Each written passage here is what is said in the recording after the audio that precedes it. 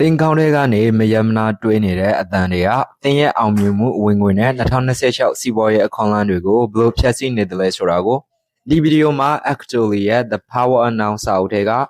နီလန်းတွေနဲ့အတိအကျရှင်းပြပေးသွားပါမယ်2026ရဲ့ညံရည်ဒုခေတ်မှာလူတိုင်းကပုံမြန်မြန်တွေးဖို့ပုံမြန်မြန်လုပ်ဖို့ကြိုးစားနေကြပါတယ်ဒါပေမဲ့သင်ကောင်းတဲ့ကမယမနာတွေးနေတဲ့အတွေ့ကသင်ကိုတကယ်တိုးတက်စေတာလားဒါမှမဟုတ်သင်ရဲ့စွမ်းအင်တွေကိုစုပ်ယူနေတာလား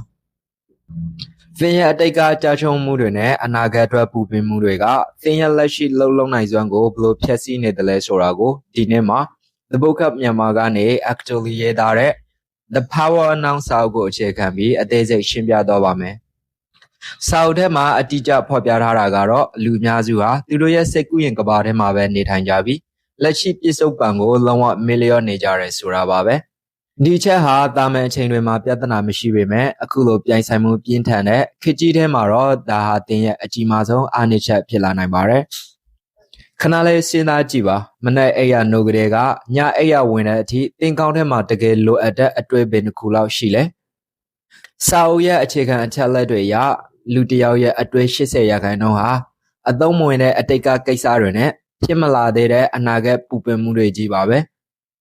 ဒါဟာသင်ရဲ့ဦးနောက်ကိုအချင်းအနီးဖြုံးတီးနေတာဖြစ်ပါတယ်အခု deep dive အဆင့်ကိုသွားကြရအောင်ပါစာအုပ်ရဲ့ပထမဆုံးအခန်းဖြစ်တဲ့သင်ဟာသင်ရဲ့စိတ်မဟုတ်ပါဆိုတဲ့အယူဆကိုစတင်လေ့လာကြည့်ပါမယ် Actually ကသင်ရဲ့စိတ်ဆိုတာကရိယာတစ်ခုသာဖြစ်တယ်လို့ဆိုပါတယ်ဒါပေမဲ့လူများစုကအဲ့ဒီကရိယာရဲ့လွန်မှုမှုကိုခံနေကြပါတယ်သင်ရဲ့အလုပ်ကိစ္စတွေငွေကြေးပြဿနာတွေကိုဖြေရှင်းဖို့စိတ်ကိုတောင်းရမယ့်အစားစိတ်ကသင်ကိုအချိန်ပြည့်လွန်မိုးနေပါတယ်ဒီ theory ကိုလက်တွေ့ကျကျပြောရရင်သင်ရဲ့ဦးနှောက်ဟာ super computer တစ်လုံးနဲ့တူပါတယ်အလုံးမရှိပဲအချိန်ပြည့်ဖွင့်ထားမယ်ဆိုရင် battery ကုန်ပြီးစက်ပူလာမှာပါ Actually ကဒါကိုဖြေရှင်းဖို့စဉ်းစားနေတဲ့သူကိုစောင့်ကြည့်ခြင်းဆိုတဲ့နည်းလမ်းကိုပေးထားပါတယ်သင်ကောင်းထဲမှာအတွေ့တစ်ခုဝင်လာတိုင်းငါဒီလိုတွေးနေပါလားဆိုပြီးပြင်ပကနေလဲလာတဲ့စနစ်ဖြစ်ပါတယ်ဒီလိုလှုပ်ခြင်းအပြင်အတွဲနဲ့သင်ကြားမှာကွာဟချက်တစ်ခုဖြစ်လာပြီးစိတ်ဖိစီးမှုတွေချက်ချင်းလျော့ကျသွားနိုင်ပါတယ်ဒါကိုလက်တွေ့သုံးချဖို့သင်လို့ရမယ့်အချက်ကတဏှာရီကိုတစ်ကြိမ်ကိုယ့်ရဲ့အတွဲတွေကိုစီးရင်စစ်လို့စစ်ပါငါအခုဘာတွေတွေးနေလဲဒီအတွဲတွေကငါရဲ့လက်ရှိအလုပ်ကိုအထောက်အကူပြုသလားဆိုတာကိုမေးခွန်းထုတ်ပါအသုံးမဝင်ရင်ချက်ချင်းဖြုတ်ချပြီးအခုလုပ်နေတဲ့အလုပ်ပေါ်အာရုံပြန်ဆိုင်လိုက်ပါသက်စာအုပ်ကရှင်းပြထားတဲ့အရေးအကြီးဆုံးအယူဆကတော့ pain body လို့ခေါ်ပါတယ်နာကျင်မှုခန္ဓာကိုယ်ပါ Actually ရဲ့အဆိုအရလူတိုင်းမှာအတိတ်ကစိတ်ဒဏ်ရာတွေကြာချုံမှုတွေစုပုံနေတဲ့နေရာတစ်ခုရှိပါတယ်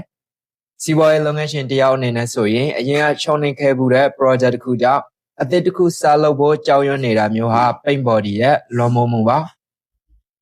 ဒီနာကျင်မှုတွေကသင်ရဲ့လက်ရှိဆုံးဖြတ်ချက်တွေကိုအမောင်ချပစ်ပါတယ်ဥပမာဈေးကွက်အပြောင်းလဲတစ်ခုဖြစ်လာတဲ့အခါသင်ဟာတည်တည်ငြိမ်ငြိမ်နဲ့အပြေချမဲ့အစားဒေါတာထွက်တာစိတ်ဓာတ်ကြတာတွေဖြစ်လာပါတယ်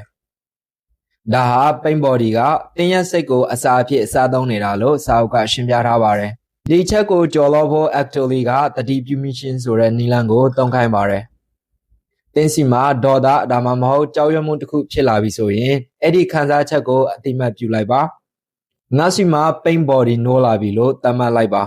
သူ့ကိုတိုက်ခိုက်နေစရာမလိုပါဘူးသူ့ကိုမြင်အောင်ကြည့်လိုက်တာနဲ့တင်သူ့ရဲ့အင်အားတွေကရော့ကျသွားပါလိမ့်မယ်ဟာသင်ကိုယ်တိုင်ရင်းနှီးမြှုပ်နှံမှုတွေလုပ်တဲ့အခါစိတ်ခံစားချက်ကြောင့်အမှားမလုံးမိအောင်ကာကွယ်ပေးမယ်အကောင်းဆုံးစနစ်တစ်ခုဖြစ်ပါတယ်ဒါပေမဲ့ Actually ကတတိပေးထားပါသေးတယ်ဒီစင်းတွေကိုကြော်လွှမ်းနိုင်ဖို့ဆိုရင်သင်မှာအလွန်အရေးကြီးတဲ့အရာတစ်ခုလိုအပ်ပါတယ်ဒါကတော့အချိန်ဆိုတဲ့သဘောတရားကိုနားလည်ဖို့ပါစာအုပ်ရဲ့တတိယပိုင်းမှာပြစ္ဆုတ်ပံကိုနက်နက်ချိုင်ချိုင်ဝင်ရောက်ခြင်းအကြောင်းကိုဆွေးနွေးထားပါတယ်ကျွန်တော်တို့ဟာအမြဲတမ်းအတိတ်ကိုပြန်တွေးနေတယ်လို့အနာဂတ်အတွက်လည်းအမြဲမျှော်လင့်နေကြပါတယ် Actually ကအချိန်ဆိုတာတကယ်မရှိဘူးလို့ဆိုပါတယ်ရှိတာကယခုဆိုတဲ့အခိုက်အတန့်လေးတစ်ခုတည်းပါအတိတ်ဆိုတာအခုအချိန်မှာဖြစ်ခဲ့တဲ့အမှန်ဉာဏ်ဖြစ်ပြီးအနာဂတ်ဆိုတာအခုအချိန်မှာဖြစ်လာမဲ့မျှော်မှန်းချက်သာဖြစ်ပါတယ်စီးပွားရေးမှာဒါကိုဘယ်လိုအသုံးချမလဲစာအုပ်ထဲမှာနာရီအချိန်နဲ့စိတ်ပိုင်းဆိုင်ရာအချိန်ဆိုပြီးနှမျိုးခွဲပြထားပါတယ်နာရီအချိန်ဆိုတာမနက်ဖြန်အစည်းအဝေးရှိတယ်လောက်ကုန်ရင်စီးရင်ပေးရမယ်ဆိုတော့လက်တွေ့ကျတဲ့အစီအစဉ်တွေဖြစ်ပါတယ်ဒါကိုသုံးရပါမယ်ဒါပေမဲ့စိတ်ပိုင်းဆိုင်ရာအချိန်ဆိုတာကတော့ မနက်ဖြန်အစည်းအဝေးမှာအဆင်မပြေရင်ဘယ်လိုလုပ်မလဲဆိုပြီးအခုကတည်းကကြိုတင်ပူပင်နေတာဖြစ်ပါတယ်ဒီစိတ်ပိုင်းဆိုင်ရာအချိန်ကိုလုံးဝဖြတ်တောက်ရပါမယ်လောရမယ့်အဓိကအချက်ကတော့အစီအစဉ်ဆွဲဖို့အတွက်သာအနာဂတ်ကိုသုံးပါအစီအစဉ်ဆွဲပြီးရတဲ့အာယုံအားလုံးကိုအခုလက်ရှိလုပ်နေတဲ့အလုပ်ပေါ်မှာပဲအပြေအဝထားရှိပါစတုဒ္ဒအခန်းမှာတော့ ego လို့ခေါ်တဲ့အတ္တရဲ့ legal တွေကို actually ကအသေးစိတ်ဖော်ပြထားပါတယ် ego ဟာပြစ္ဆုတ်ပံမှာနေရတာကိုမုန်းပါတယ်ဘာလို့လဲဆိုတော့ပြစ္ဆုတ်ပံမှာသာသင်အပြေအဝနေထိုင်နိုင်ရင်သင် ego အတ္တအတွက်နေရာမရှိတော့လို့ပါဒါကြောင့်သူကသင်ကိုအမြဲတမ်းပြဿနာအသစ်တွေဖန်တီးပေးနေပါတယ်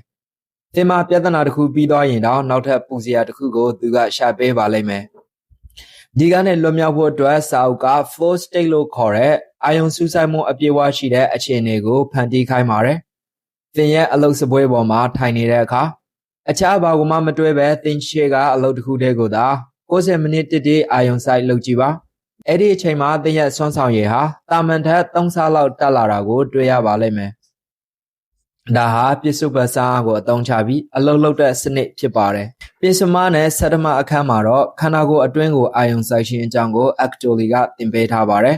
ဥပမာသင်ဟာအရေးကြီးတဲ့ယင်းနှမြုံနှံသူတွေနဲ့စကားပြောရတော့မယ်စိတ်တွေလှုပ်ရှားနေတယ်ဆိုပါစို့အဲ့ဒီချိန်မှာ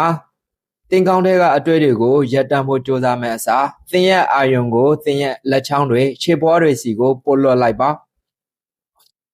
သင်ခန္ဓာကိုယ်တွေကသွေးတွေလက်ပတ်စီးဆင်းနေတာကိုခံစားကြည့်လိုက်ပါဒီလိုလှုပ်လိုက်တာနဲ့သင်ရဲ့ဦးနှောက်တွေကစွမ်းရည်တွေဟာခန္ဓာကိုယ်တွေစီရောက်သွားပြီးခေါင်းတွေကအတန်တွေချက်ချင်းတိတ်ဆိတ်သွားပါလိမ့်မယ်ဒါဟာဖိအားများတဲ့အခြေအနေတွေမှာအသုံးပြုရမယ်အကောင်းဆုံး biofeedback နည်းလမ်းဖြစ်ပါတယ်အခုကျွန်တော်တို့စာအုပ်ရဲ့အနက်ချိုင်းဆုံးအပိုင်းကိုရောက်လာပါပြီ actually ကလူသားချင်းချင်းဆက်ဆံရေးမှာလည်းဒီစနစ်ကိုသုံးလို့ရတယ်လို့ဆိုပါတယ်စီးပွားရေးလုပ်ငန်းရှင်တွေခေါင်းဆောင်တွေနဲ့အဖွဲ့အစည်းတွေကိုအုပ်ချုပ်တဲ့အခါ ego လို့ခေါ်တဲ့အတ္တပါဝင်မှုမရှိတဲ့ဆက်ဆံရေးမျိုးတည်ဆောက်ရပါမယ်တစ်ဖက်လူစကားပြောတဲ့အခါကိုကဘာပြန်ပြောမလဲဆိုတာကိုကောင်းထဲကနေကြိုတွေးမနေပဲသူပြောတာကိုအပြေအဝနားထောင်ပေးပါ